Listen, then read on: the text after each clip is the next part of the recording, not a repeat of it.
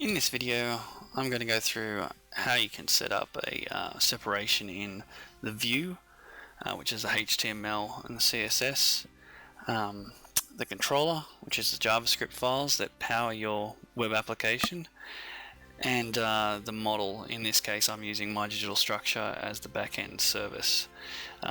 So it's good to kind of separate these if you can, so you can actually get independent parties working on each of the different areas of your app.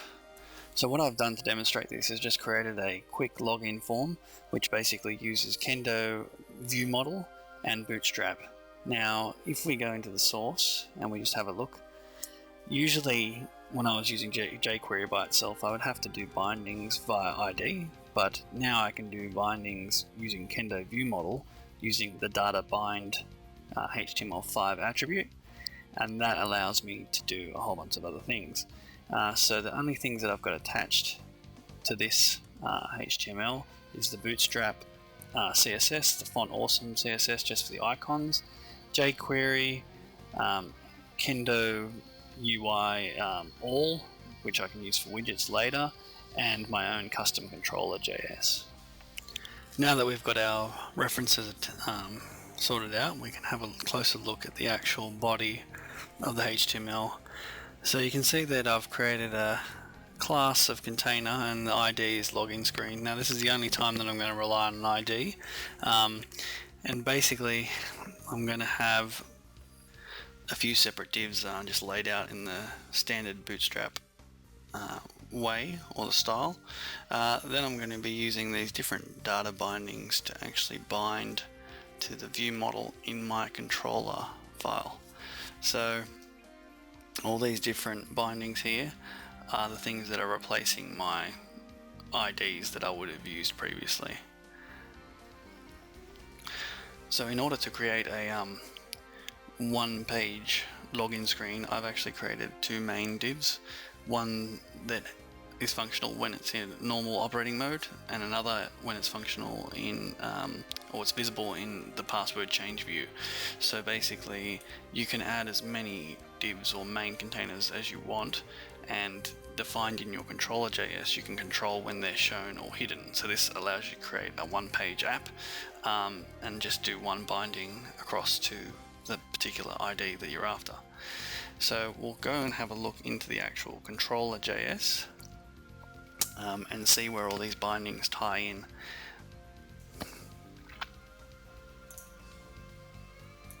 So here is our controller.js. So it's a very simple jQuery init function that basically calls on a set login view model.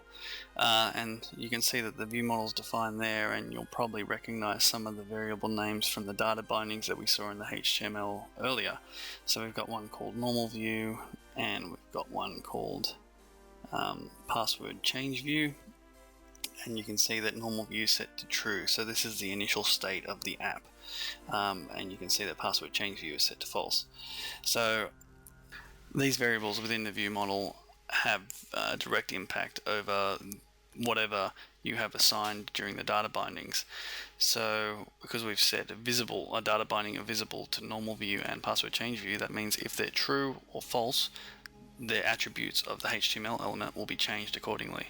And the same thing you can have with clicks, and that's what I've got for example, log on now or send password or change password.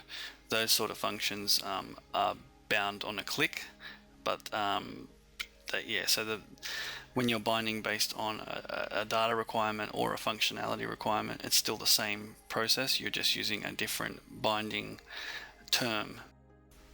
Now once we're ready to actually bind this view model to HTML, we've just got to run this little command here from Kendo and put in an ID and bind it to the view model. Now you can notice that the ID encapsulates the entire page, so I'm binding everything to this, but you could actually separate the view model. So if you had one particular function or module of your app that you wanted to bind to a particular ID within your app, you could do that as well, but I'm binding it to the whole thing just to make everything kind of simple. So now that we have our controller bound to our view, let's have a look at the actual attributes and variables within this view model and see what's going on and how this relates to what's going on with the view. So we'll close up the password change view just for now, and we'll focus on the normal view, so the normal process of logging into this app. So we'll see, we've already seen that normal view set to true, so that's basically going to dump us at this in this module straight away. The next thing that we come across is data binding a value of logon. So if we jump back in, we can see that logon's currently defined as an empty string. We could change that and set to a default login if we wanted to, and the same thing with password, it's just bound as a value, and the same thing for the remember, which is just a boolean variable for checked. So if you were to refresh this app, it would obviously default to the initial states, but while the app is live, the states change on the fly, so the variables will change in the view model and obviously on the view itself. So your controller will have a live view of whatever's going on in the app. The next data bindings we start to see are the data bind click. So this one's called send passwords, so we'll have a look for the send password, and there we go, there's the function for that. And we can also see just a simple true false for loading, so this indicates whether or not the app is currently loading. So we have the ability to switch it to true when something's happening within the app, or set it to false when everything's kind of finished, just to give the user a bit of feedback. And you can reuse that variable across any area of the container that I've bound to that. Jumping into the app might give a clearer indication of how these actually work, so I'm just going to type in a username and a password into these fields. Remember, these are data bound with the values, so now that we've typed in our username and our password, we bound them as logon and password, remember, in the controller. If we were to call on that view model now, we could actually get back that information of the current logon and the current password. So after we have that, we have our parameters we want to submit. We'll just check what's going to happen when we click on log on. So we've got the log on now function that's going to get called, so let's have a look at our controller. So we expand log on now. We can see that first of all it's just going to simply prevent default, but first it's going to grab a copy of the view model. This is so we can use it within functions and things like that. So we're just going to call it the model. Then first thing we're going to call it is reset state, which basically sets the success and error states and loading all to false. This is what I do on most functions, so then you can actually just clean the slate and start from scratch. So then the second thing I'm going to do is set loading to true, because the user's clicked on something, so we want to tell them something's happening on the app. Then we're going to take a copy of the current logon and the current password, and if remember is true, then we're going to set our local storage in HTML5 as the logon name, so we can remember that next time. Then we start building up our Mydigitalstructure call. So this is actually to submit to the model, and in this case we're submitting it to the security login area.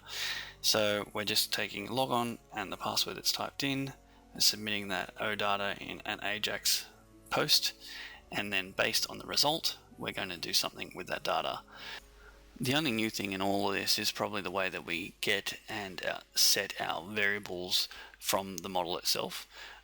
So it uses a notation of the model.get, and you put in your variable name, or the model.set, and you actually set, you put the variable name and then a comma and then the set of what you want it to do.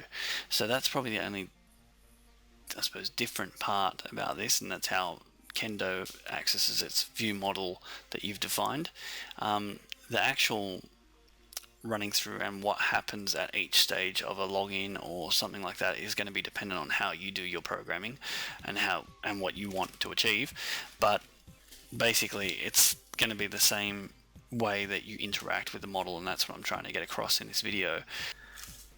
So in terms of this app, let's just have a look what it does. So I'm going to type in an incorrect password, so it comes up with an error message.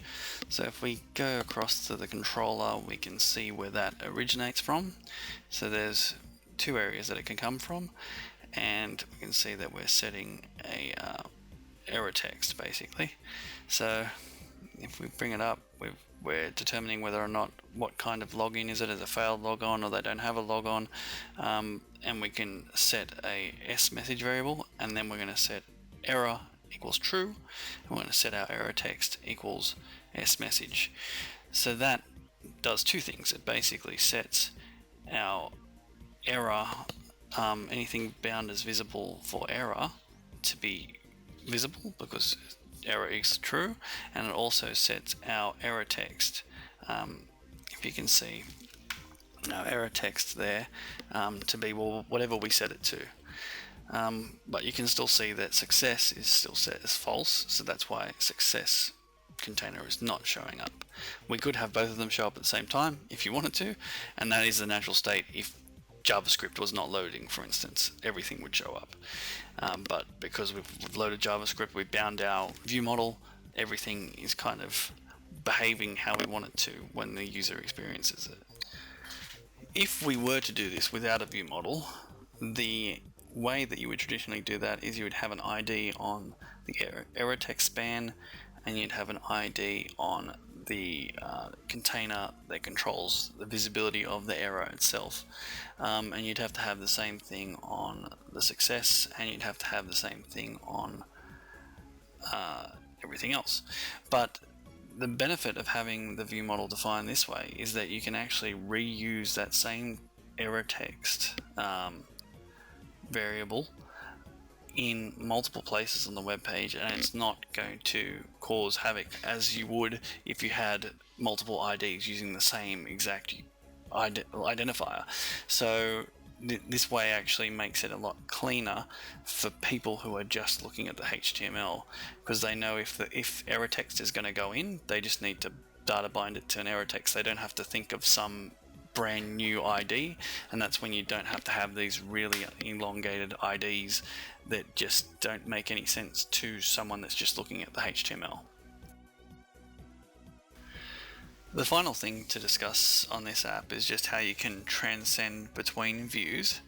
So basically there's an example of this. When I log on, if my password status is replied as expired from Mydigitalstructure, then I can use the model to set the normal view as false and set password change view equals true. So basically what that will do is it will flip the divs for us. So it'll set the normal view is now hidden and the password change view is shown. So now we have different things that we can kind of interact with as the user at the end. So now that we've switched across to the password change view and we switched normal view to false, we can actually have a look at the HTML and see that some of the variables actually match up. So we've got visible error, visible success, and we've got success text and error text. They're the same variables that were mentioned in the normal view before. So because we're doing this, we can actually reuse a lot of the variables and bind it to the same model and have either the same buttons appearing in multiple places, and they'll be bound instantly as long as they got the data binding referenced in the HTML, or we can have the same text appear in multiple places and not have to update 5 different IDs at once. Because of this, I think that it's a great way in order to separate the view, the controller, and the model, the people that are working on it, from each other, which basically allows potentially the people that are editing the HTML and CSS to have these data bindings in there from the get-go, from the design phase. So then the controller people that are working on it can actually bind directly to the HTML, and the app should just kind of behave correctly from the beginning. The other benefit is that you could actually make the view model that you define in your JavaScript file to a global variable. So then when you're debugging, you can actually have a look at all the settings that are on that view model at any one time, so you can see which divs will potentially be active and which ones will be off and all that kind of thing. And that would be very hard to achieve if you have a whole bunch of show and hide jQuery functions littered through your app. Thanks for watching. I hope this helps you better understand how Kendo UI can be used to define a view model in your controller JavaScript file, which can be bound to your view, which then allows dynamic updating between the view and the controller, which can make your app easier to maintain and to debug. Thanks again for watching, and if you have any questions or comments, please leave them in the section below. I'll make the source code available online and the app will be available for use also.